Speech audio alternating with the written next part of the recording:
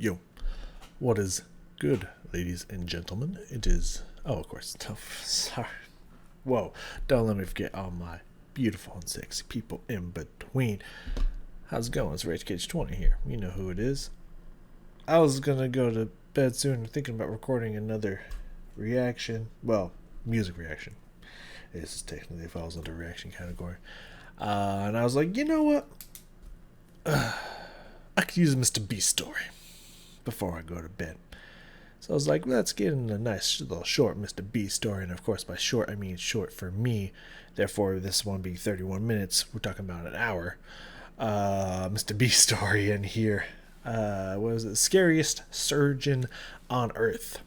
Looks like some dude took half of some dude's face, spliced down to another dude's face. That sounds scary to me. It's very that alone kind of disturbs me. So I'm sure this is going to be a great story. I'm very excited to get into it. It looks like the volume is exactly where I want it to be. And yeah, I honestly have no idea what this could be. Maybe like some kind of psychopathic surgeon when was getting away with crazy stuff, or if this was like elective and like he was legally allowed to do this, or who knows. I'm excited to find out. So without wasting much time, because an hour is not out of the ballpark, let's get into this bad boy. Mr. B, blow me away. In 2019, a family of 4 moved into a new house in a quiet suburb in Hawaii. They loved it until they discovered the dark secret their house held. This story is easily one of the spookiest true stories I have ever come across. But before we get into it, that's saying a lot, man, because he's done a lot of scary stories, a lot of spooky stories in here. So yeah, it's a good bedtime story for me. I love it. Story. If you're a fan of the strange, dark, and mysterious delivered in story format, then you come to the right place, because that's all we do, and we upload once a week. So, if that's of interest to you, when the like button calls your restaurant to place a very long and complicated order for delivery, let them finish in their entirety before telling them they are outside of your delivery range. Also, please subscribe to our... Okay, I have to get a restaurant first, but as soon as I do that, you got it, Mr. B. I'm on it. Channel and turn on all notifications so you don't miss any of our weekly uploads. Okay, let's get into today's story.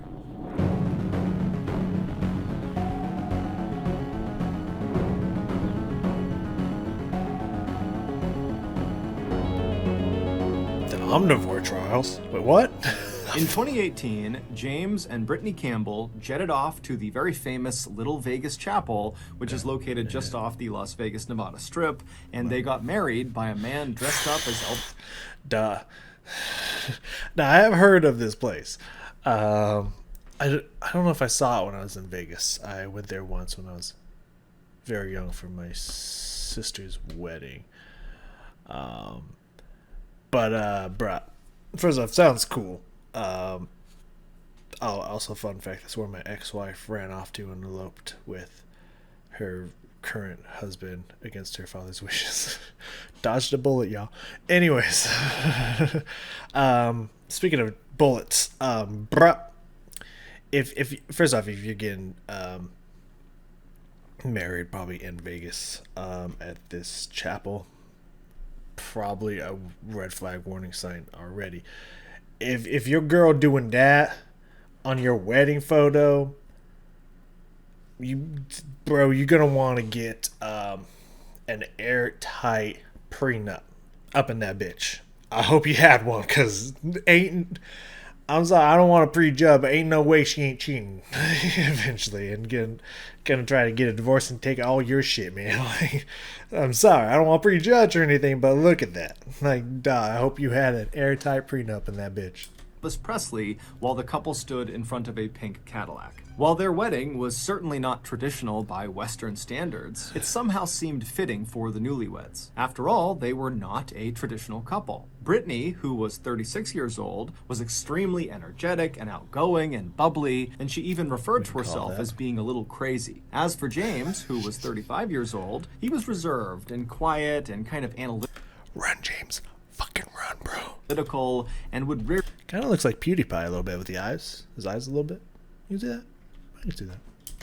Rarely act on impulse. And on top of these two just being complete and total polar opposites, they had actually dated previously back in high school, and it had not worked out. They had broken up and gone their separate ways, not expecting to see each other again. But nearly 2 decades later, they randomly reconnected, and this time they had something major in common.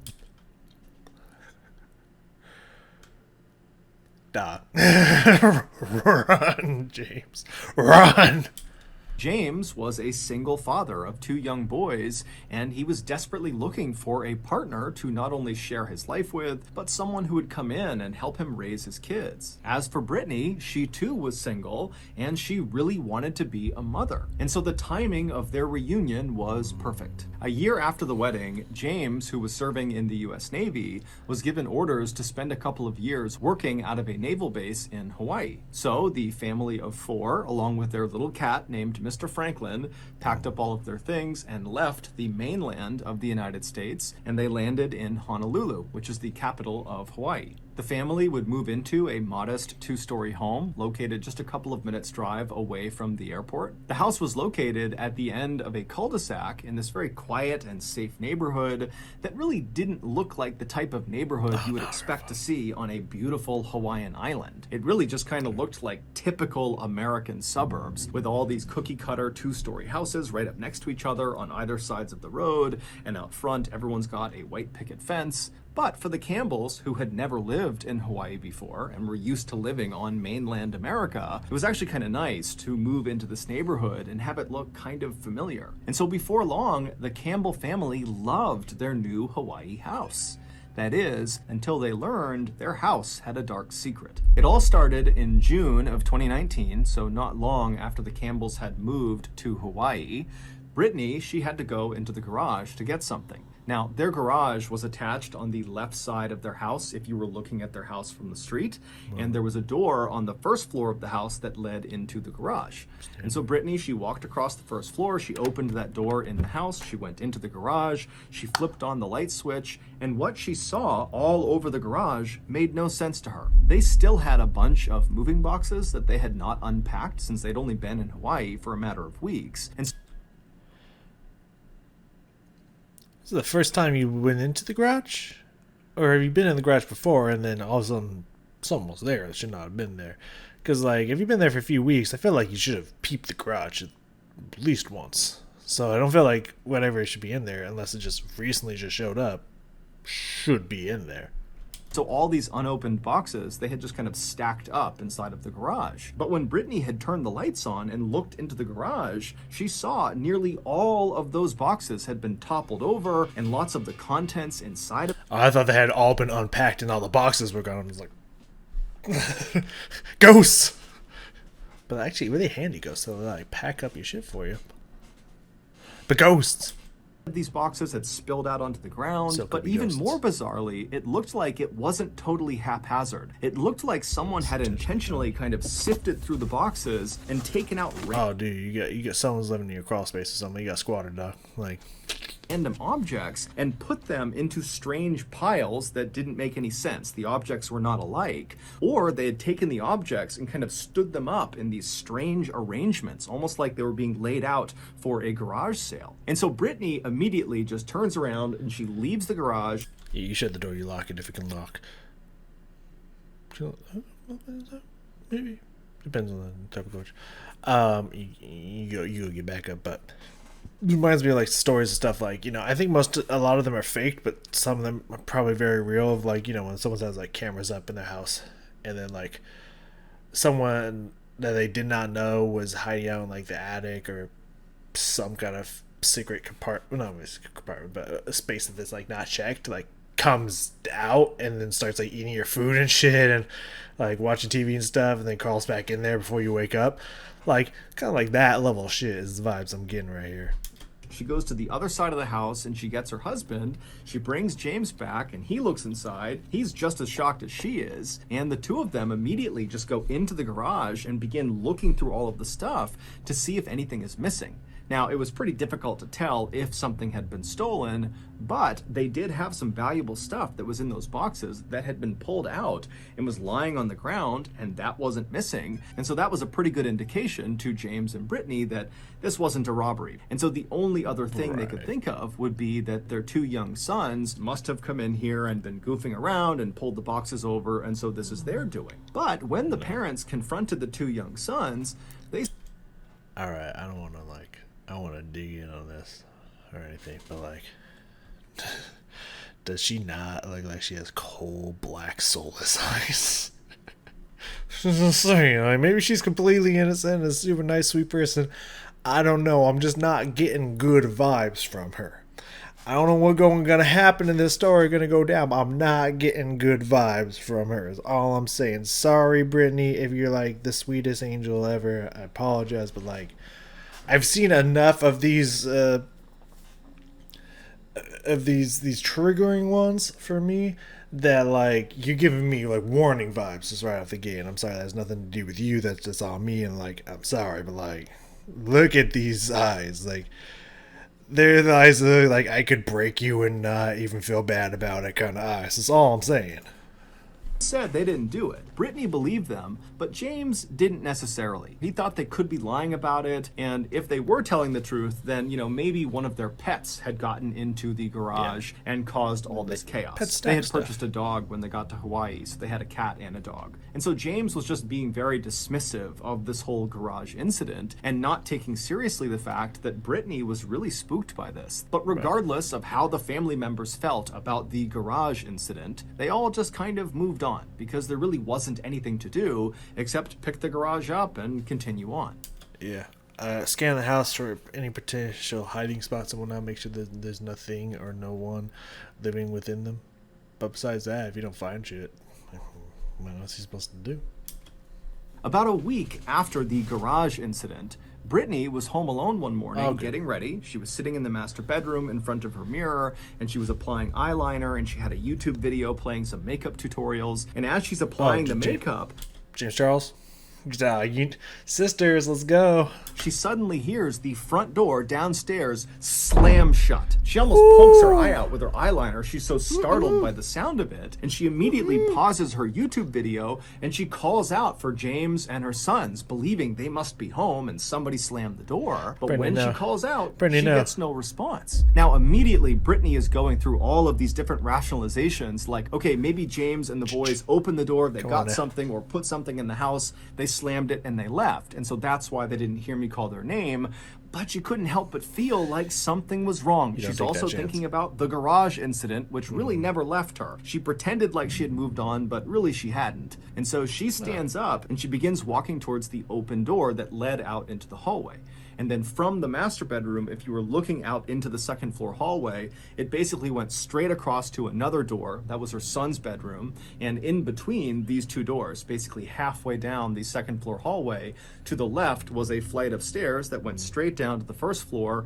And when you reached the bottom of those steps, right in front of you would be the front door, the door that had slammed. And so Brittany reaches the threshold of the master bedroom. She's looking out into the second floor hallway. She doesn't see anyone. And so she yells out again for James and for her sons, but again, there's silence. No. Rookie mistake. Rookie mistake there. Rookie mistake. Now, I can accept the first one, but when you didn't get a response on the first one, like, I understand you might be thinking, like, oh, maybe they didn't hear me or whatnot. Like, sure, that's fine.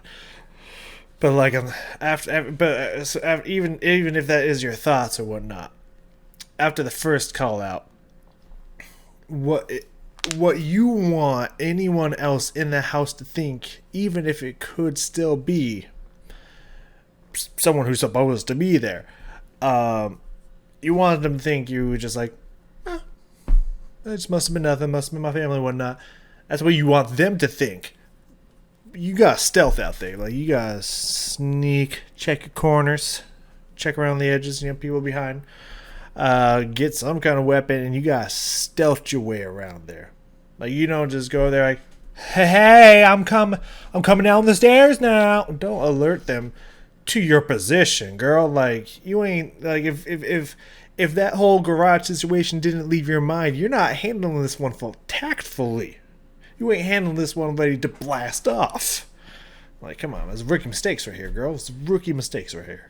She takes a deep breath and she begins walking down the second floor hallway, and she makes it halfway. She turns left and she gets onto the stairs. And as she's walking down these steps, the house is eerily quiet, and she's got this growing sense of dread inside of her, and she's kind of quietly calling out for James and her sons, but it's totally quiet. And she gets to the foot of the stairs. She kind of scans around her. She doesn't see anyone. And then she walks to the front door. She flings it open, expecting, hoping to see James's car in the driveway, or just see some indication that her husband or her sons had been there or were there. But when she opened that door, James's car was not there. There was no sign of anybody in the area. It was just her. And so with her heart racing... I wasn't paying attention. Did he mention, did she had to unlock the door? Because if it was unlocked, and she left the door unlocked, if she left it Canada style, that means it could be inside the house. And she shut the door, she locked it, and then she walked all around the first floor, checking every window, checking every door, making sure everything was locked. She went upstairs, she did the same thing, checking every room, every closet. There was no one in the house with her, she was sure of it, and so she went back to her room, thinking to herself, what do I make of that? Wait, she said she checked everything, right? Hold on, I gotta go back. I got confused about the locked part. She checked every square inch of the house, right? Like every square inch of the house, right? Hold on. Locked it, and then she walked all around the first floor, checking every window, checking every door, making sure everything was locked. She went upstairs, she did the same thing. What about the garage? I'm just throwing a thing. I might check the whole first floor, and then the whole second floor, and then I might check the garage. Being super quiet, listening to hear if the garage door opens or not. Because otherwise, someone could be moving when you go up to the second floor. Checking every room, every closet. There was no one in the house with her. She was sure of it. And so she went back to her room. You didn't check the garage door, girl. What do I make of that? How do I reconcile the fact that I clearly heard the front door slam, but no one's here? And so Brittany would eventually leave the house and go about her day. And then that evening, she would come back home, and her husband and her sons would be there. And at some point, she would bring up the slamming door to her husband to get a sense of, Did Brittany die? Because it's showing a lot of photos of Brittany. Did somebody die in this?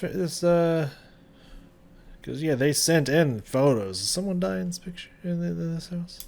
Could that have been him? And he would tell her that no, he had not come by the house that day, so that could not have been him. But he assured his wife, don't worry, you probably just unlocked the door and a draft came through and slammed the door. Yeah, it happens every day, man. It's silly. Silly wind. You got nothing to worry about. But Brittany would tell her husband that that was just not possible, that she always shut the door. She always shut and locked the door. So the idea that she had forgotten to lock it and had left it partially ajar enough to the point that a draft could slam it the way it did, it just didn't make any sense. No, that's not. But just like the garage incident, James was very dismissive and just told his wife, James up to something. Yeah. So yeah. Okay. So the door was locked, or at least as far as she was as far as she knew and was assuring herself, it was locked. So someone unlocked it. And again, James is looking a little sus right now. But it could just be someone hiding out. Is James a surgeon? Is James a surgeon? He don't even work in the military. Calling it. So James is being a little sus, but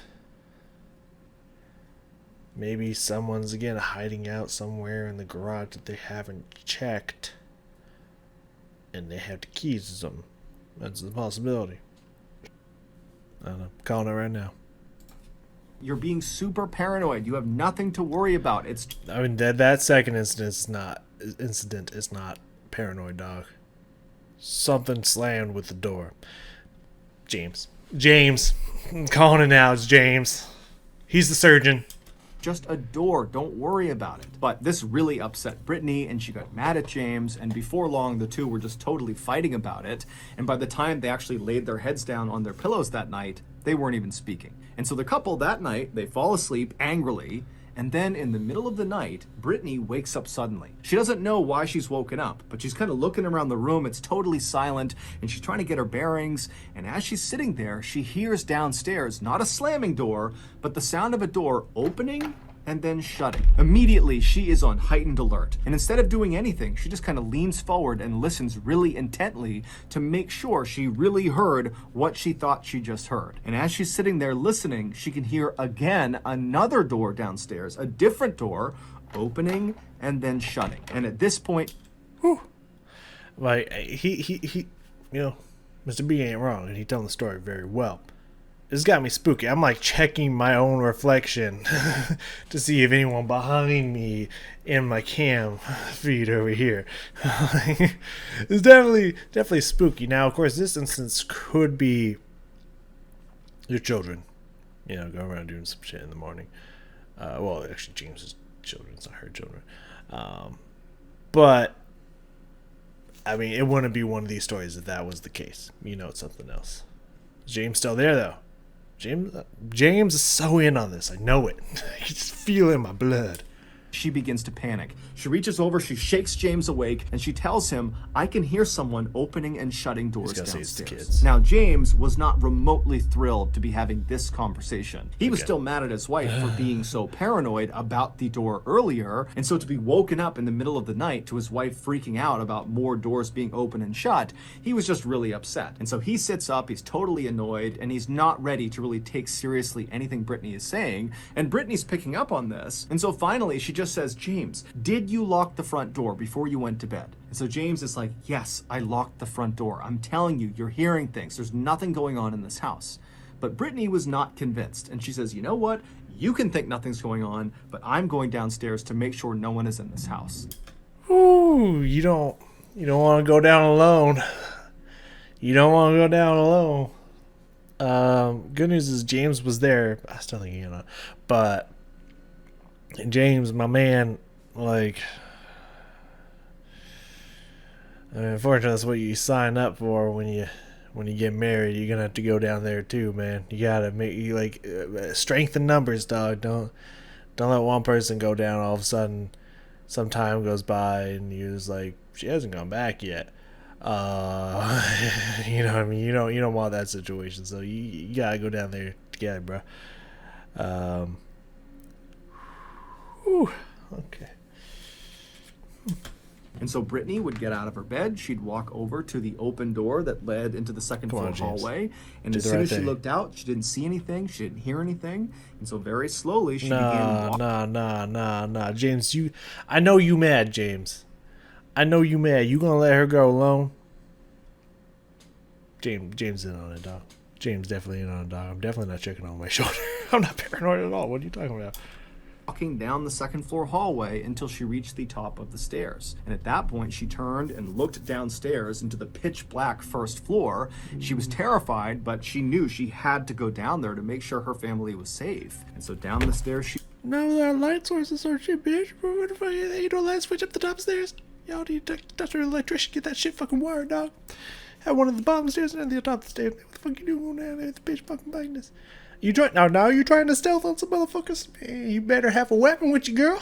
If you trying to find out what's going on with doors opening and closing, if it ain't paranormal, you gotta need a weapon to protect yourself. Because if it is paranormal, you're probably just fucked anyways. You gotta sell the house. You gotta go somewhere else. She went, and when she got to the bottom of the stairs, she saw right away the front door was unlocked. Brittany's thinking, why would my husband tell me he locked the door if it's not locked? And so then Brittany's thinking, okay, my sons must have gotten out of bed, and they must have unlocked the door. That's what I'm hearing. I'm hearing these doors opening and shutting because my sons are down here somewhere, and they're the ones causing all this noise. And so Brittany kind of felt relieved for a second because this seemed like what must be going on. But after locking the front door and then searching the whole first floor, she didn't find her sons. Garage. And then when she went upstairs again and went into her boys' room, she found both of them were fast asleep in their beds. And when she shook them awake, they showed no sign of having been awake recently. They were totally groggy and could not have been running around the house just minutes earlier. And so now Brittany is terrified. She tucks her boys back in and she tells them, everything's fine. But then she... Don't worry about it. It's just a late night fire joke. I wait to say, oh girl, you in trouble.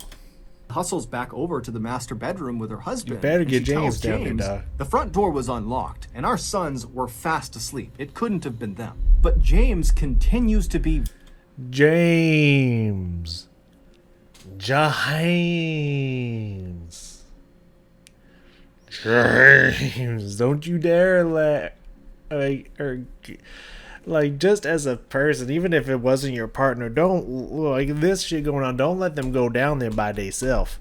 Like, you don't let them go down there by theyself.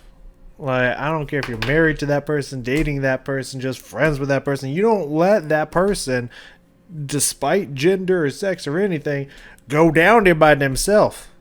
You don't do that, James. You better get the fuck down there, James. Very dismissive, telling his wife, you are totally overreacting, you're being paranoid, you're just hearing the sound of those doors because you're scared. There isn't any doors slamming in the house. And as he's saying this, their back sliding door downstairs that led to their backyard suddenly slammed open and then slammed shut. And as soon as this happened, James, who had been so dismissive and totally skeptical, he instantly changed. And he looked at his wife and he said, you stay right here. Oh, now you're gonna go, James. You know, I would, like, as terrified as I probably would be in that situation,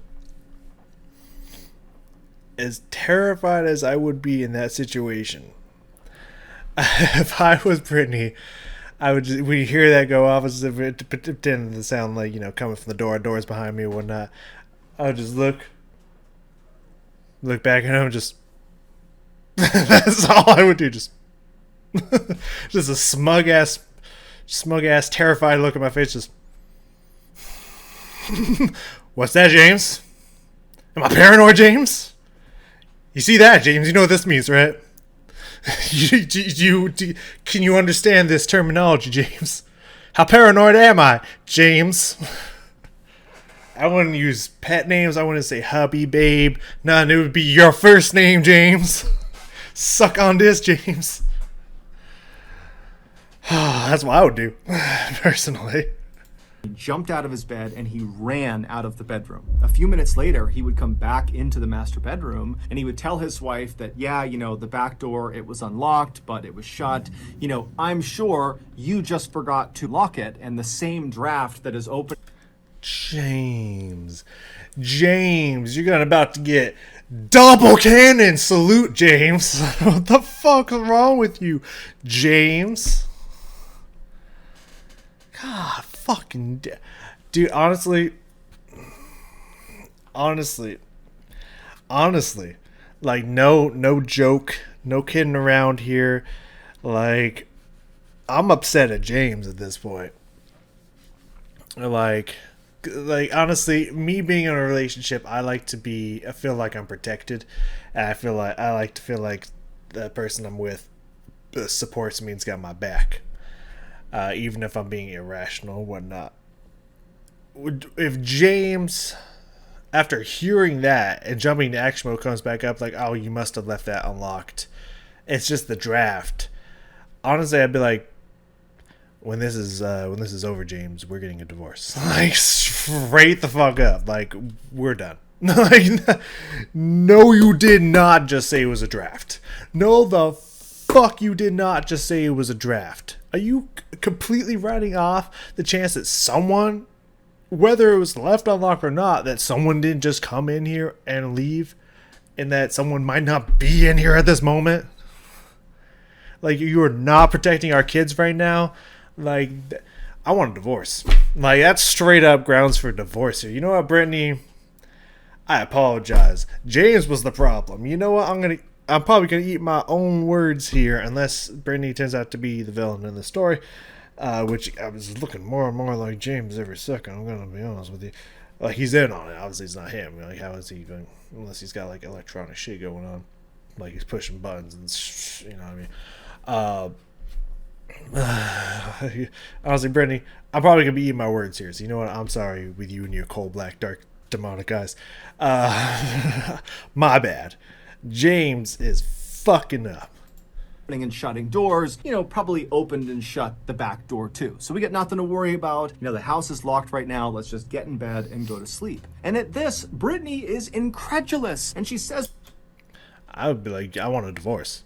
That's what I would say. To her husband, you gotta be kidding me. There is something weird happening in our house. Doors are opening and shutting. We had that thing with the garage. You can't act like nothing is happening. And this, in turn, turned into a big fight. And so before long, the parents weren't even talking about who opened and shut the doors downstairs. They'd be talking about divorce, dog. And then eventually, they were just so tired that they gave up and they both went to sleep. Fuck that. Y'all gotta get a weapon too, man. What the fuck? None of y'all just ran into the darkness like, oh, fisticuffs them? Like, come on, dog. What the fuck's wrong with y'all? For the next few weeks, nothing happened inside of the house. Brittany, though, continued to obsess over who or what had been causing I would. Because if it's not a person, that's some ghost shit, dog. There's ghosts up in your house. Like, it might be a ghost surgeon. Fuck, man. Doors to open and shut, and then also, what happened in the garage, what caused all that stuff to fall out and wind up in these strange arrangements. Meanwhile, James continued to be unbelievably dismissive and did not want to talk about the potential for something strange happening in their house. But something strange would happen to just James without Brittany around, and that James. would be the first time that he would get really spooked. Looks like we got ad. Yes, sir. Today's video is sponsored by NordVPN. Now, I know what you're thinking. This is probably just another ad for NordVPN, whatever. .com/Mr. Ballen. I feel like this is an attempt to throw off the trail. But then again, I might be biting too hard because I might be biting on it too hard because James seems like the obvious perpetrator or co-perpetrator to this situation. That probably means it ain't him. Brittany, however, maybe we're back on the Brittany train. Or just, again, I honestly think it's just some kind of crazy squatter surgeon ghost or something like that. But, I don't know. But this might be the trying to be like, oh, see, it's not James. It happened to him when he was just alone. I'm not falling for him, Mr. B. I'm not falling for it. James up to something. Or click the link in the description below. Okay, back to the story.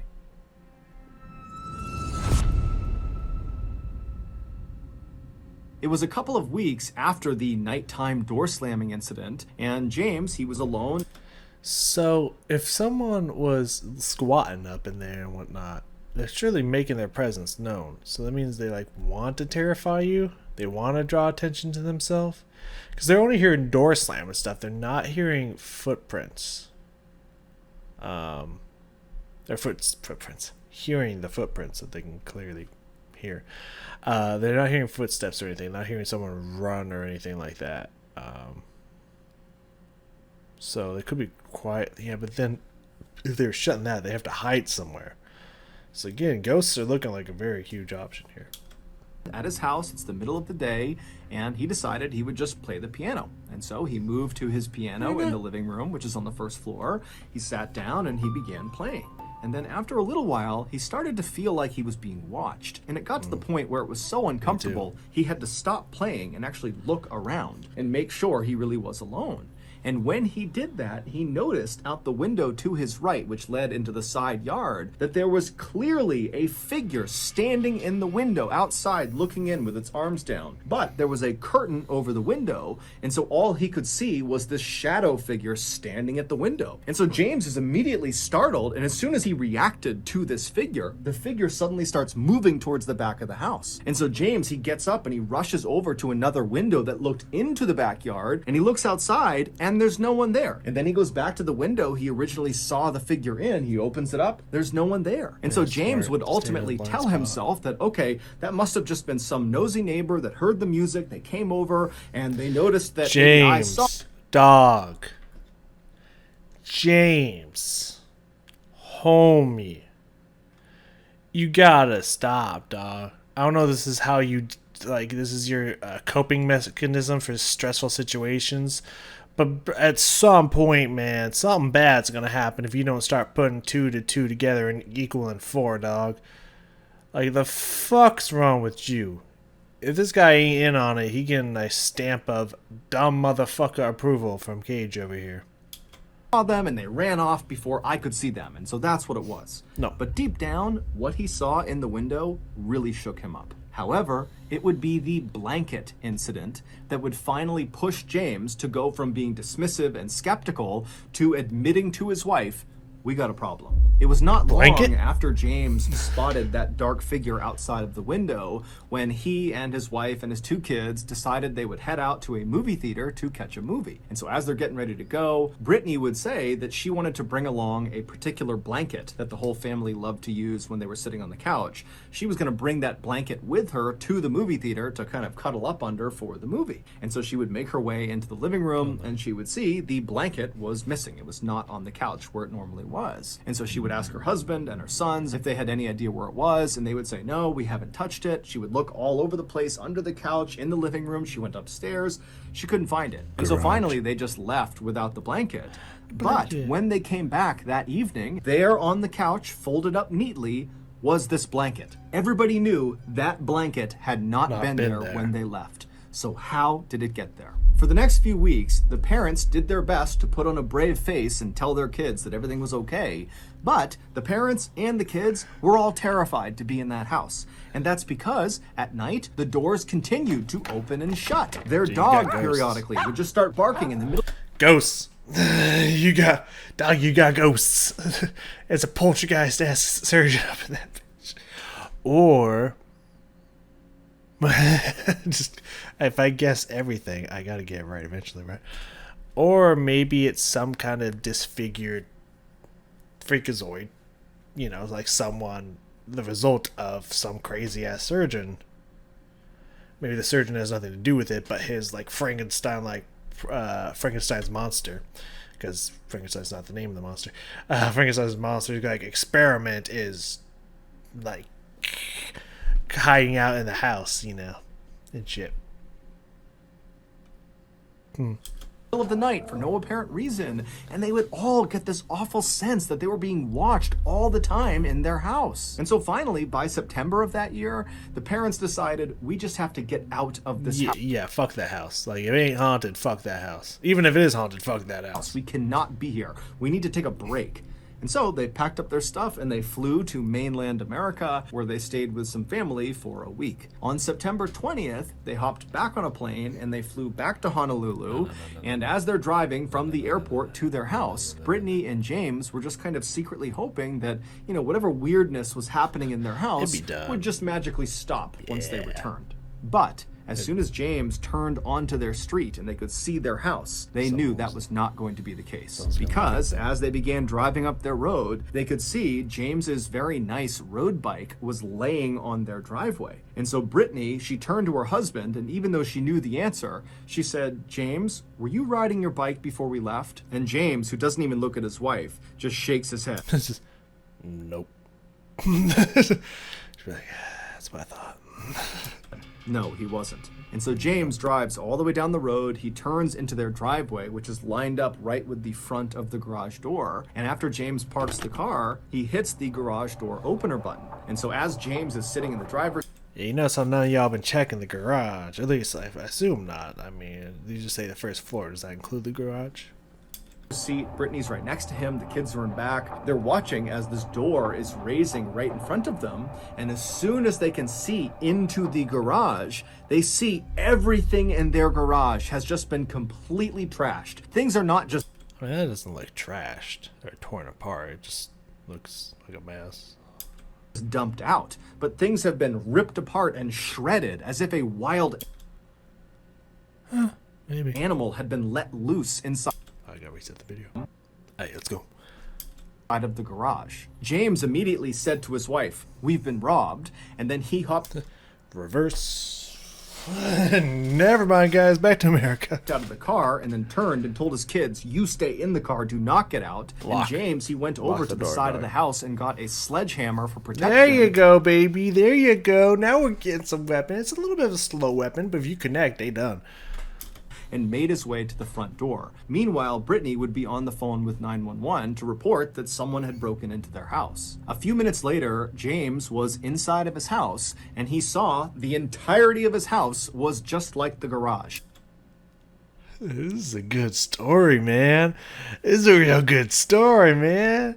Mr. B was not wrong. This is a spooky one. This is a good one. This is good. I feel so exhilarated. It had been completely ripped to shreds. But amidst the chaos were those kind of strange piles of random objects, much like they had seen in that first garage incident where the things inside of the boxes had been stacked in kind of strange piles and arrangements. And so James is looking around his first floor and he's seeing stacks of coasters and books and electronics. But what really got James's attention was that on various surfaces, there were these medical vials of drugs or chemicals that were placed all over the place. And he knew that was not his family's. Someone had brought those vials into this house. I'm glad they took pictures of it. James would make his way up the stairs to the second floor landing, and right away he could tell, the upstairs had all the hallmarks of being destroyed as much as the first floor. But when he went left and went into his boys' room, he saw that room was pristine. In fact, it had been cleaned.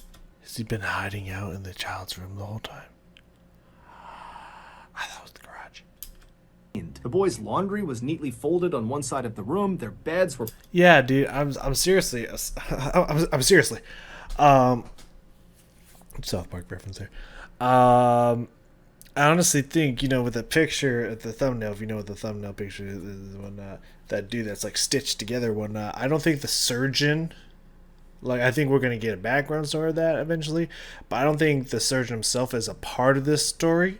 I think he did some weird stitching two people together kind of shit, and this human but created creature thing is hiding out like fucking Golem in their house and sneaking around and shit when they're not there, and it wants to either protect the child or cares for the child or something like that. So I want to make sure that everything is nice, the laundry's all folded and stuff. That room is nice, but the rest of the place is his plaything.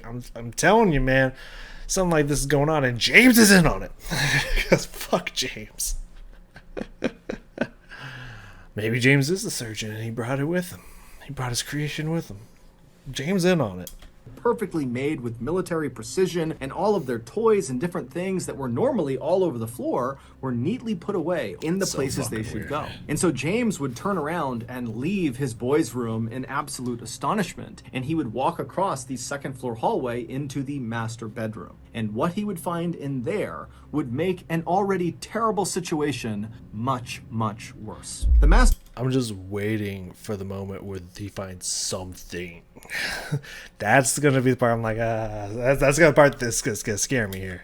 The bedroom was destroyed like the majority of the house and garage, except the top of their bed was not covered in junk. Instead, on their bed was this towel that had been neatly laid out, almost like a tablecloth. And laying on this towel, neatly spaced apart, kind of perfectly arranged, were a bunch of knives. And then next to the knives, still on the towel, was a laptop that the Campbell family owned, but they didn't use it. It did work, but it just kind of sat in the master bedroom. And this laptop was sitting on this towel, and it was open, but the screen had turned off.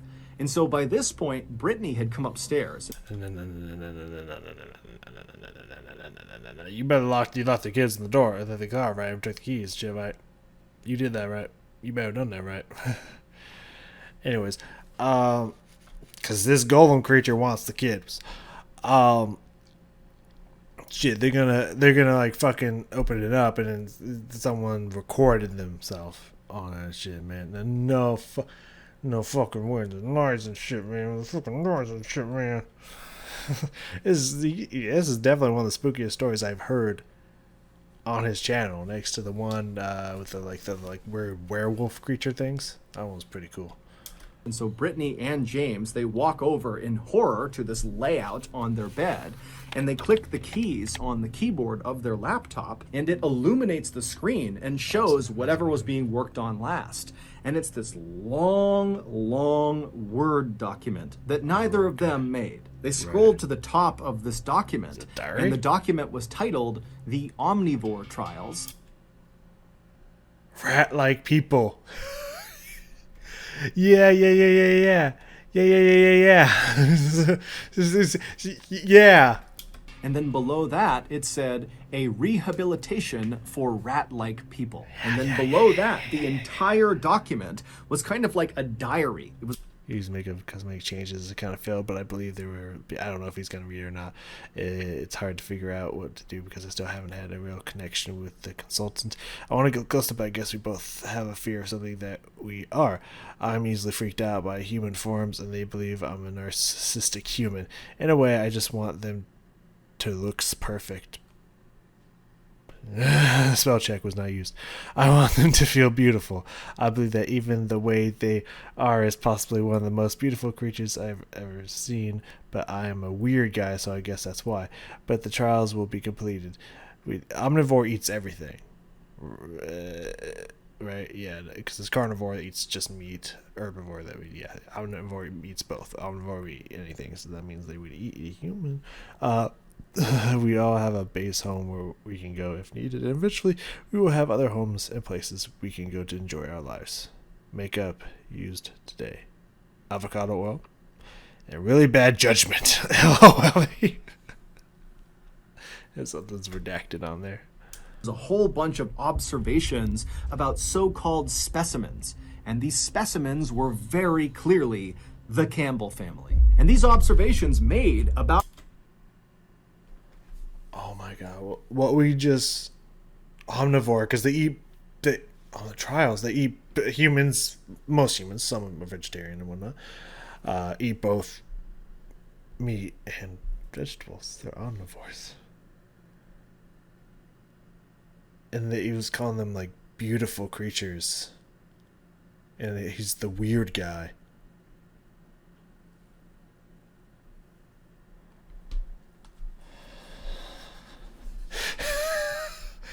This is one of the most fascinating, not since the blue-haired girl have I been so fascinated by one of these stories, man. Holy shit.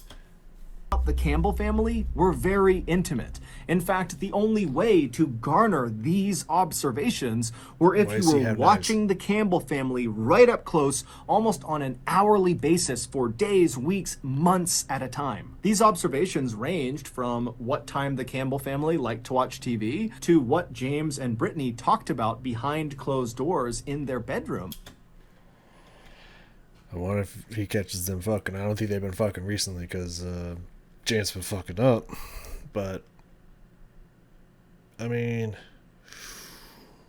it's possible that there's another party that's being spied on, but could still be James. Though with only 7 minutes left, I don't think so. I think the police are going to show up and catch this person and whatnot, and then it's going to discuss what this person is. But I feel like if it was James, there'd be a whole extra chunk of time to describe how James set this up or something like that. So I don't think it would be James. I think it's the original monster creature thing, or a surgeon who lives there who is a weird psycho and likes to study human activity. I don't know.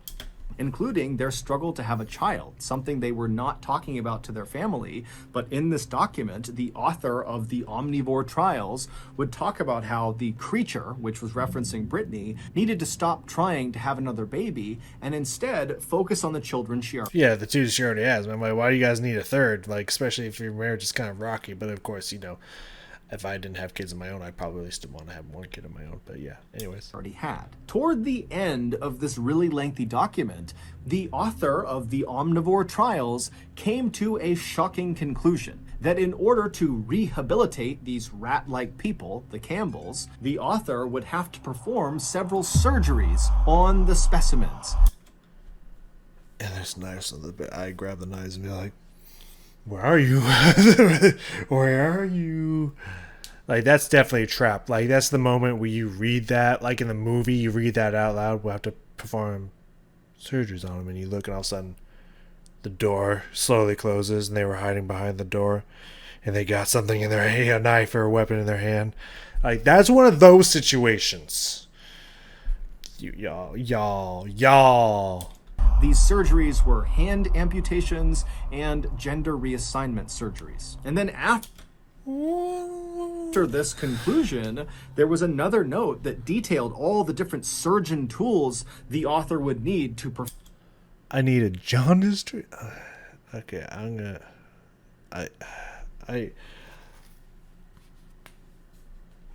want to read this all, but this is already a long video. Hold on, I'm gonna cut real fast. I'm gonna read it. Well, I'll read the 1 through 9995367. This person doesn't know numbers. I'll read that real fast. I need a jaundice treatment light. Why would jaundice be treatment light needed? I need a hospital bed, one that can stretch up to 6 feet. I need tools that a surgeon would normally use. So it's pretty okay. I need heart monitors. It's a good thing they caught this earlier. Blood pressure cuffs. Oh, there's 6, 7, and 8. But why is 9 there twice? Anesthesia machine, oxygen tanks, 4 equipment, IV equipment. Right? I thought it was like Roman numerals. Blood transfusion machine, colonoscopy, and endoscopy. Endoscopy. There we go. I was like, I know this word. It'll come to me. Life support machine. So there's 10, but why is 9 there twice? That's really what's disturbing me the most. Yeah, it's like this person understands surgery and all the stuff to do surgery. Okay, I'm gonna read this and then like give a as brief as I can overview what it says if you haven't read it yourself. All right, so this is some ramblings shit. I found out about the jaundice thing. I don't know who the Ezekiel thing is. They keep referring to the Ezekiels. I think that they're talking about the Campbells. He's talking about the Campbells, or she, or whoever the fuck this is. It is talking about the Campbells. But yeah, he talks about he's gonna try to get rid of his jaundice. It's like, oh, okay, well, then he starts talking about the birthing process, and and then just starts rambling about craziness about being strong and shit, and then all of a sudden just goes to why cats are such a pain. So I assume they must have been, the cat was being a cat and they're upset with the cat or whatnot. And then he's talking about doing like that. They're pretty much the perfect hunters and perfect creatures, which cats really are. They're perfect killing death machines, but they're in this tiny little package, so they're so cute and adorable, and they're not really harmful. But then when you get the bigger versions like cheetahs and cougars and shit, it's a different story. It's so much muscle and speed and death. But then it says the ones that I'm working with. And then at the end there, it sucks to feel less than. Nobody wants to be the oddball, even though for me it can be fun. But that's a different type of thing. This person's fucking nuts, man. Perform these surgeries, as well as a list of drugs and chemicals they would need in order to sedate the burning sensation in the penis area when peeing. Okay, I'm not going to read this one. Before they performed these surgeries. And so after James and Brittany see this, they realize that those knives laying out on the towel were for them. Those were the knives that were going to be used for the surgeries. And all those weird vials, those medical vials they saw all downstairs, those were likely the drugs that would be used to sedate them so they could go under the knife. 15 minutes before James and Brittany went into their house and discovered the knives, the medical vials, and the laptop, James grabbed that sledgehammer and walked to the front door while his wife called 911. And so James, he gets to the front door, he puts his key into the lock, he unlocks it, and with the sledgehammer in one hand, he attempts to push the door open. But despite the door being unlocked, he can't open it. There's resistance behind the door. And so James kind of gets down and he presses as hard as he can into the door with his shoulder until finally it opens up just a crack and James can see into the house. And so James, as he's pressing the door barely open, he's staring into this crack, trying to make out what's going on inside of his house. And then suddenly a set of eyes meet his from behind the door. And before James can do anything, this man that is standing inside of his house says to James, "This is not your house," and then proceeds to push the door shut on James. I'm confused. This must have been after that situation happened? Because, like, he just talked about them going through the house and finding all the stuff. they didn't mention finding a person. So did they find the person first, and then he found another way into the house, ready to fight, and that person wasn't there? That person's hiding or something? I'm very confused by what this means. What happened here? James, in an adrenaline-fueled fury, smashed the door open, grabbed this guy, and yanked him out of the house and threw him onto the front yard. And then James, with his sledgehammer, would stand in front of this guy between him and his kids and his wife, and he would say, "If you go anywhere, I'm going to have to attack you with this." But the intruder, this guy, whose name was Ezekiel Zayas. Oh, there's Ezekiel. Okay, yeah, Ezekiel's making more sense now. When did this happen? When did this occur? Dude, I wouldn't have been that nice. I would have thrown him on the floor and then sledged his ass. At least broken his fucking knees or legs or something. If not, gone straight for the head. Like, you in my house, you about to get sledged. I don't give a fuck what you were doing in that house. You about to get sledged, Holmes.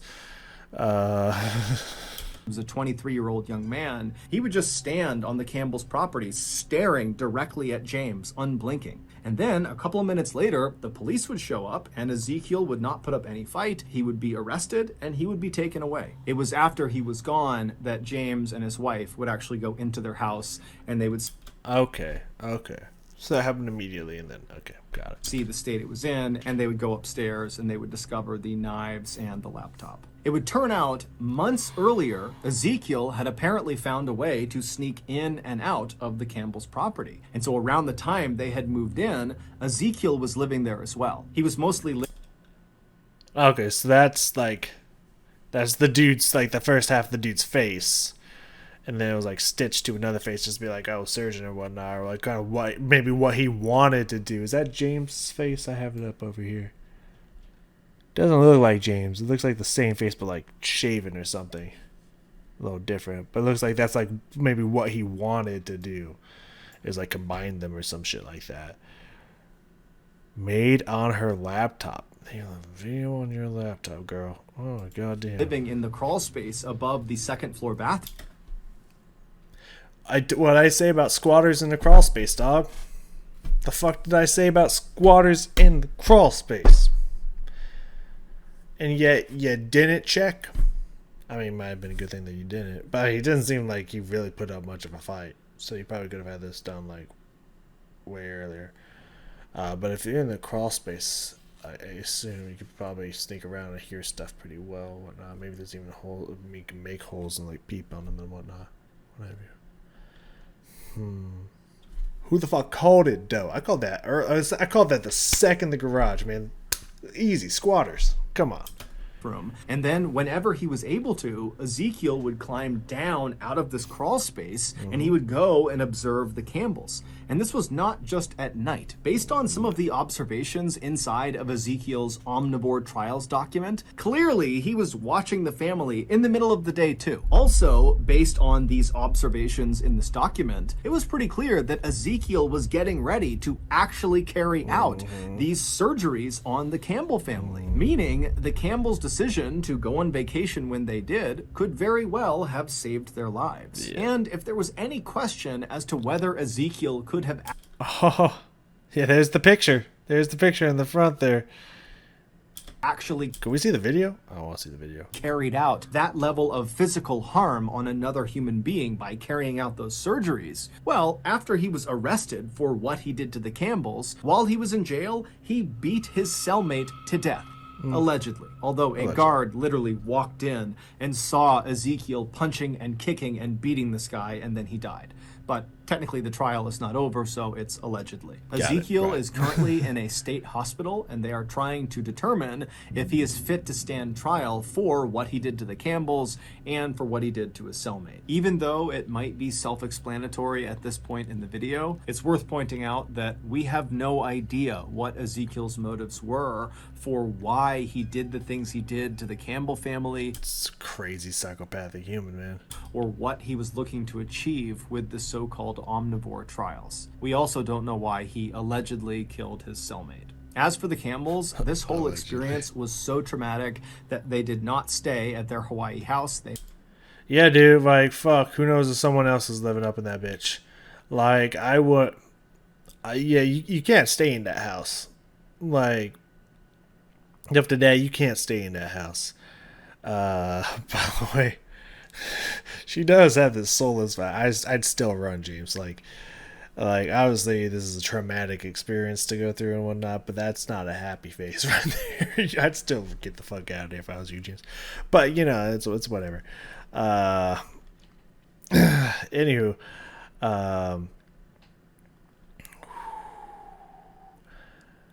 okay, let's let it keep rolling out here before we. I think it might be around the end, but yeah. moved, and as of today, their whereabouts are unknown. It should be, but yeah, as I was saying, like you don't know if there anyone else is up there with homeboy. You assume not, but like you can have police scan the whole area, but like every nook and cranny in the entire house, but like you just don't trust it at that point. Like you won't go somewhere there's not a single fucking crawl space available. So that's gonna do it. If you got some. Dog.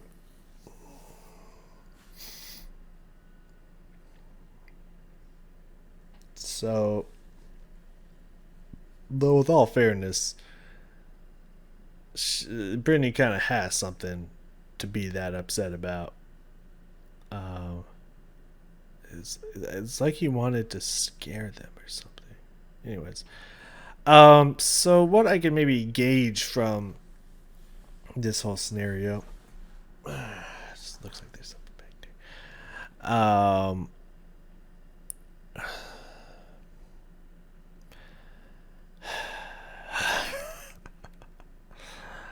Is it's like this guy felt like how did he know so much about medical shit? Watching a lot of ER and Grey's Anatomy, or what's going on here?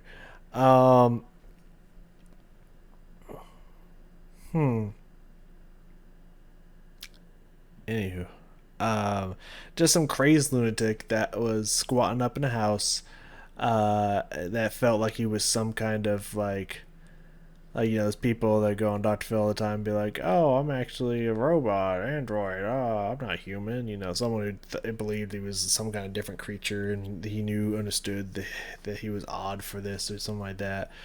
But he was referring to them as like humanoid, like rat folk kind of creatures, and that he himself wasn't human, something like that. You know, he was obviously crazy and delusional in the head. And so he wanted to study these creatures that were so different than him and what have you. And so he started making notes and shit on all this stuff. Fucking you. And then it got to the point where he's just like, I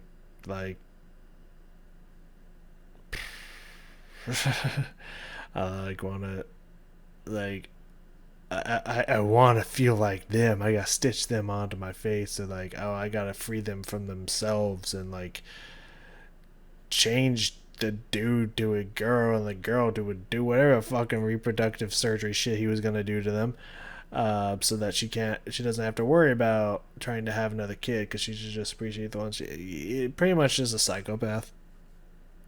That went too deep. He went too deep. Yeah,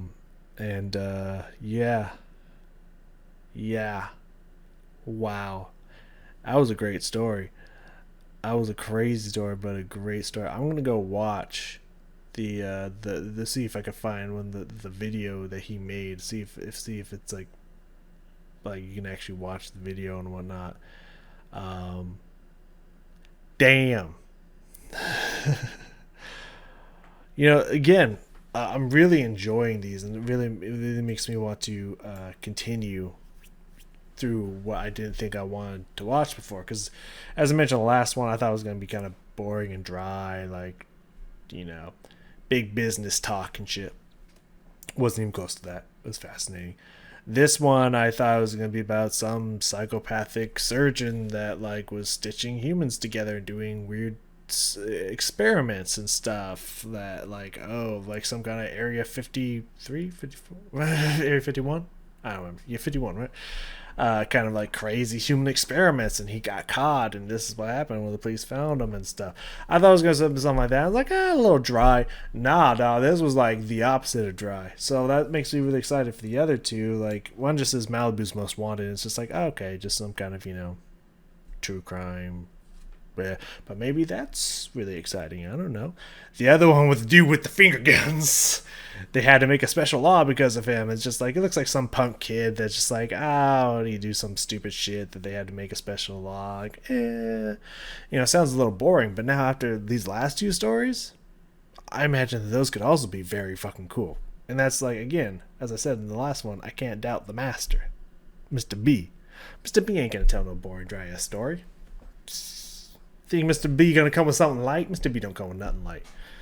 And I'm understanding that now. I'm respecting that now. My bad, Mr. B. So those two will be next. We're just gonna go down the line now. So thank you all very, very much for joining me in this hour plus long. I told you it was going to be. You saw what time it was when you clicked on it. You only have yourself to blame if you clicked on it and you had a problem with that. So I will see you all next time.